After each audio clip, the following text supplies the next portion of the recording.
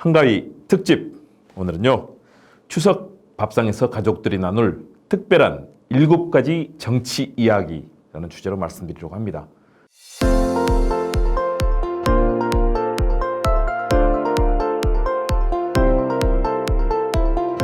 시사 도민고 김국 교수의 이슈 출발합니다. 여러분, 2022년 가을 한가위 추석 명절이 따뜻하게 보름달과 함께 펼쳐집니다. 태풍도 지나가고 맑은 하늘이 됐습니다. 이번 한가위 명절 여러분 송편도 가족들과 나눠서 드시고 행복한 시간 보내시기 바랍니다. 귀성도 하고 귀경도 하고 귀향도 하고 가족들 오랜만에 만나서 이야기꽃, 웃음꽃, 음식도 드시면서 나누시기 바랍니다.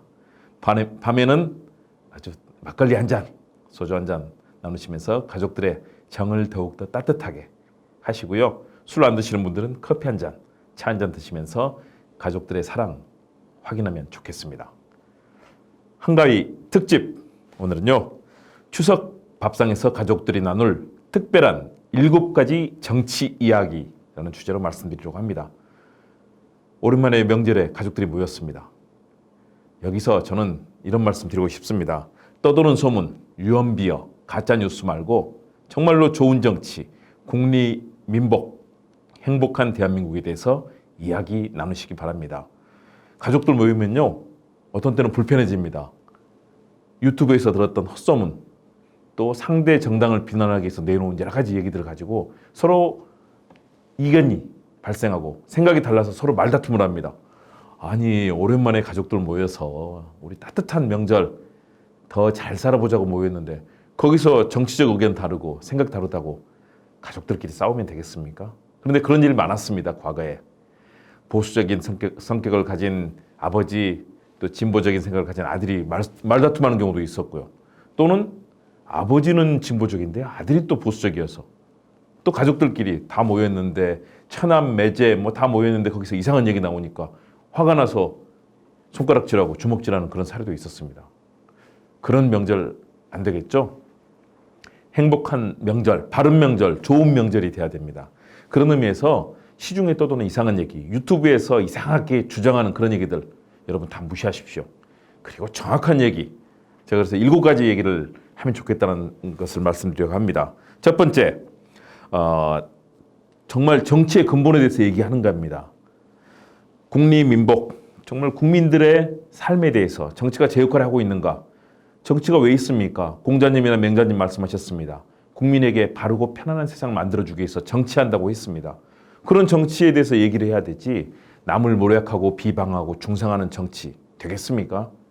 남 헐뜯고 이런 것보다는 지금 이런 외환 위기에, 경제 위기에, 외교관계 위기에, 남북관계 위기에 어떤 대책을 내놓고 북한을 어떻게 설득해서 끌고 갈 것이며, 미국이라든가 최근에 미국에서 우리 전기차 관련해서 굉장히 이 한국을 배제하는 그런 결정을 내렸지 않습니까? 이럴 때 어떻게 미국을 설득해서 우리 수출도 늘리고 우리 경제 잘 되게 할 것인가? 또 왜곡된 정보로 상대 정치인을 공격하기보다는 어떻게 하면 더 좋은 정치로 국민을 위한 그런 좋은 정책 내놓고 예산 배정하고 좋은 입법해서 결국은 좋은 결과로 국민들을 행복할 것인가? 이런 정치를 얘기하는 흐름으로 가야 된다는 겁니다. 떠도는 이상한 헛소문들 여러분 믿어서도 안 되고요. 믿어봐야 아무 소용 없습니다. 우리 손해봅니다.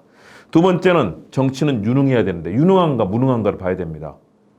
정말로 실적이 있어야 됩니다. 정책 펴가지고 좋은 성과를 냈는가, 국민들로부터 야, 그 사람 정말 일 잘했다, 예산 10조 들여서 20조 30조 아니면 서민들에게 예산 잘 배정해서 물 날릴 때 이 역할을 했는가, 이런 성과가 있는가, 계곡이라든가 아니면 국민들이 가기 불편한 곳을 잘 정리해서 국민들이 방문하면 행복한 곳으로 만들었는가, 교통시설 잘 만들어서 어린이들 죽음 막고 했는지, 아니면 맨날 싸움만 하고 말은 했는데 실제로는 아무 성과도 내지 못하는 그런 정치를 했는가 봐야 됩니다. 말은 많이 합니다. 근데 실제 성과 내지 못하는 정치가 무슨 소용이 있습니까? 상대 비난하고 내로남불이라고 욕해놓고 나서 자신은 더 큰 비리와 불법 속에 들어가 있다면 그거 비판받아야 되는 거죠. 공직사의 안정성을 해치고 자기 편 아니라고 해서 다 내쫓고 그런 정치가 좋은 정치일까요? 아니죠. 내 생각과 다르고 이념이 다르더라도 그런 분들 잘 포용해서 국민들을 위해서 일하게 만드는 그게 유능한 정치인 거죠. 상대를 공격만 하고 수사하고 비난하고 또는 폭력적인 시위로 상대 괴롭히고 이런 것들에 대해서 대처하는 제대로 대처해서 국민의 행복을 찾아주는 유능한 정치인가? 아니면 국민들이 물난리 속에 죽어가는데 아무것도 하지도 않고 그 시간에 술만 마시고 있는 그런 분도 있죠. 제대로 된 대책 세우고 시설해야 되는데 안 해놓고 나서 우리 국민들 이번에 어땠습니까? 흰난로 태풍 때도 포항에서 많은 분들이 돌아가셨습니다. 이거 유능한지 무능한지 두 번째 따져야 됩니다. 그걸로 따져야지 상대 무조건 비난하는 거 안 되죠. 세 번째는 도덕적인가 비도덕적인가입니다. 도덕적으로 제대로 일하고 국민들께 좋아하는 그런 여러 가지 정책들 폈는가, 불법적으로 논문 표절했는가, 아니면 성과 관련해서 여성을 비하하고 성희롱하고 성폭행하고 성상납 받았는가, 이런 부도덕한 정치와 깨끗하고 상대를 존중하고 국회 내 비율도 여성 과반수 아니면 최소한 30% 여성 영입해서 여성도 존중하고 또 지금 고통받는 이대남들 군 복무 여러 가지 갈등 겪는 청년들을 위해서 제대로 했는가, 이런 도덕적이고 비도덕적인 정치에 대해서도 한번 논의를 해볼 필요가 있죠. 상대에 대한 무조건적인 비난이 아니라 정말 도덕적인 증거들은 무엇인가 따지는 거죠. 네 번째는 화합과 협력을 추구했는가 아니면 갈등과 분열을 야기시켰는가.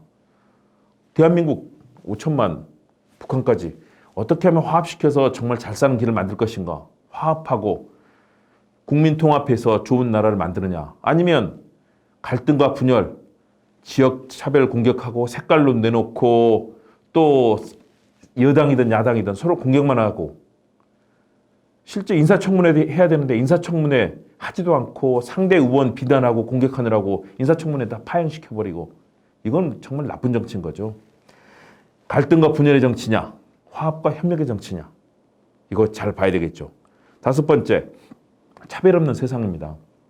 아까도 말씀드렸지만 남녀 차별 있어서는 안 되는 거죠. 남성과 여성이 다 같이 행복하고 골고루 서로 나누는 사회가 돼야 되겠죠. 지역 차별 있어서는 안 되는 거죠. 이번 정부 들어서 영남이 득세하고 장차관 모든 곳에 서울놈이라고 하지 않습니까? 서울대 출신 50대 남자, 남성 이런 사람들만 다 장차관 올라가고 호남이라든가 일부 지역은 완전히 폐지되는 상황이 되고 있습니다. 이런 지역 차별이 있어서는 안 되겠죠. 호남도, 영남도, 충청도, 제주도, 강원도 또 북한에 있는 여러 지역도 다 골고루 혜택을 입는 그런 정치가 돼야 되겠죠. 차별하는 정치하는 나쁜 정치, 그거 욕해줘도 됩니다. 그러나 정말로 국민을 통합시키고 배려하고 차별 없는 정치 박수 보내줘야죠. 저는 그런 정치 박수 보냅니다. 그 다음 제대로 일하는가. 우리나라 100만 명 이상의 관료들이 있습니다. 600조 원 이상의 예산이 있습니다. 이거 잘 운용해서 성과를 내는가. 현대 사회는 관료들이 일 잘하게 만들면 성공하는 정치가 이루어집니다. 그런데 지금 관료들이 일합니까? 철학도 없고 비전도 없고 목표도 없는 국정으로 인해서 혼란스러워하죠.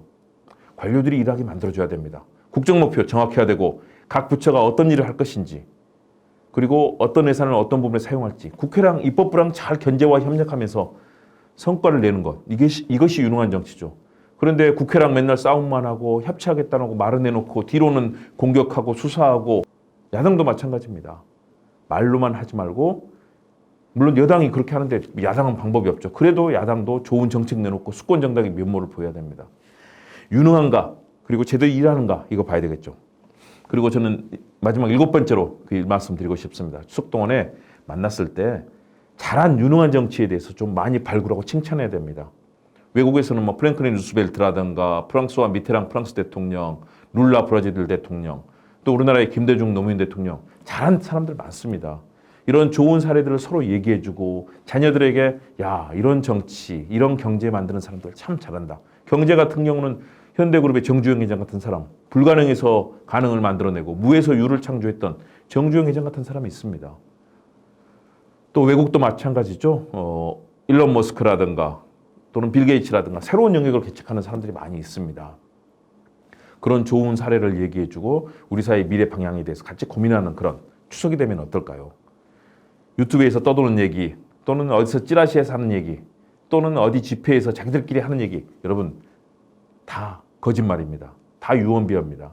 정말로 검증이 되고 믿을 수 있는 그런 정확한 방송과 신문 방송도 또 이상한 방송들이 있습니다. 그런 방송 믿지 마시고요. 정말로 검증되고 정확한 얘기를 중심으로 해서 이번 추석밥상에서는 한번 그런 얘기 하면 좋겠습니다. 유언비어, 가짜뉴스, 허위정보 이런 걸 다 밀어버리고 자기 이익에 따라서 하는 그런 얘기 믿지 마십시오.